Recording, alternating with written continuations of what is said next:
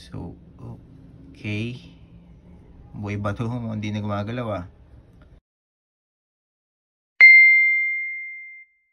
So, what's up guys? Mr. Scrooge here again. So, for today's video, mag-unboxing tayo or mag-unwrapping tayo ng tarantula, no? So, meron kasi nagpadala sa atin ng tarantula. Ito. Ayun, lagay sa paper bag mo. Ang Belgian waffle, di ba? Kala ko nga Belgian waffle yung pinadala sa atin. Pero anyways, yung nagpadala nga pala sa atin ito is hindi naman siya seller. Actually, quitting lang siya na keeper, no? So, dinonate niya lang sa atin yung alaga niya kasi since di daw niya maalagaan, dinonate na lang niya sa atin. So, ayaw din niyang pakilala ko. Ayaw din niyang pa-plug kung sino siya or ayaw niyang paalam. So, karapatan naman niya yun. So, anyways, thank you na lang sa'yo bro, no? Kung nasa ka man. So, salamat sa'yo. And dito sa dinonate mong tarantula sa atin, promise sa alagaan natin tong mabuti, no? So, tsaka para sa pala sa mga legit seller na nagbebenta, pwede din kayong magpadala sa akin. Tumatanggap din po ako ng donation and plug natin yung ano ninyo, yung account ninyo or page ninyo, no? Plug natin dito sa channel, no? So, anyways, unwrap na natin tong tarantula na to, no? Nag-iingay yung mga daga, nagpapatayan na ata. So, ayan, unwrap na natin siya. Uy, may pa-tissue pa. Kala mo, layo ng pinanggalingan, no? Samantalang nilalamove lang naman. Hindi, joke lang. So, ayan, no? And pinadala niya sa atin. So, buksan natin. Wait lang. Tanggalin natin yung tissue. Walang ako ng tweezer. So, tingnan natin kung gaano kalaki bago natin set upan ng enclosure. So, okay. Buhay ba ito? Hindi na gumagalaw ah. Buhay naman siguro. Patay na. Buhay siya, buhay. So, buhay naman siya guys. Ito nga palang tarantula na to is isang Grammostola rosea, no? Or tawag dito, Chilean Rose Hair Tarantula ba yung common name niya? So, ayan. Ayan siya. Makikita nyo ang ganda-ganda niya, di ba? Ayan. So, buha tayo na enclosure niya para ma-set upan natin. Wait lang. A few inches later. So, ayun na guys, nakakuha tayo ng enclosure since maliit pa lang naman yung tarantula na yan. Tsaka actually, matagal bago lumaki ito itong tarantula. Ayun sa background siya, kung makikita nyo, ayun siya. Uy!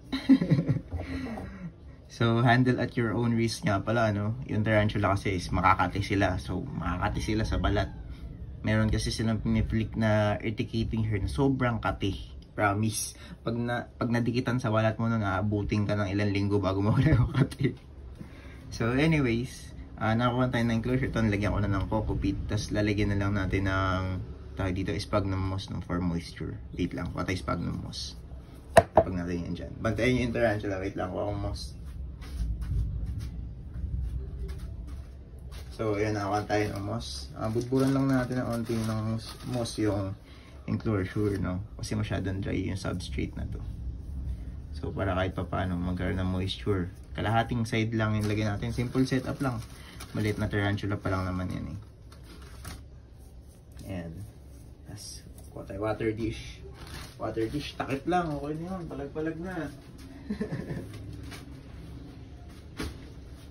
So, ito. Ayan, water dish. Kung tayo, bottle cup lang. Nagamit na tong water dish na to eh. Reuse lang natin. Tapos lagyan lang natin ng water.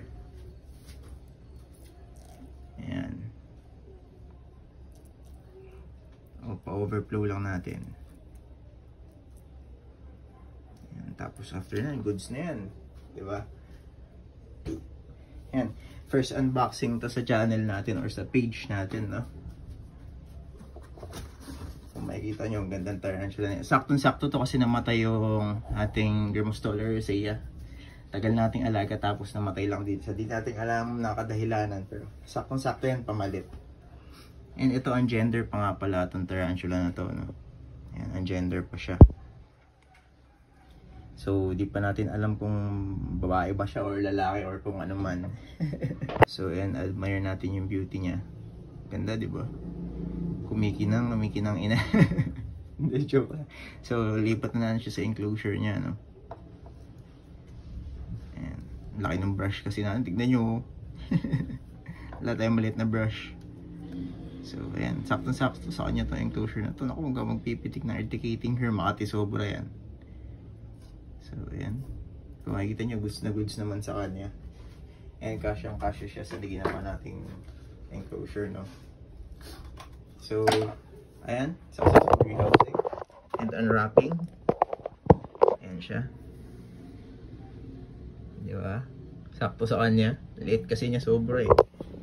So, hanggang dito na lang guys for today's video. And sa mga gustong magpa-plug ng mga legit seller, PM nyo lang ako. Ako bahala sa inyo. So hanggang dito na lang guys for today's video. And thanks for watching. Bye bye.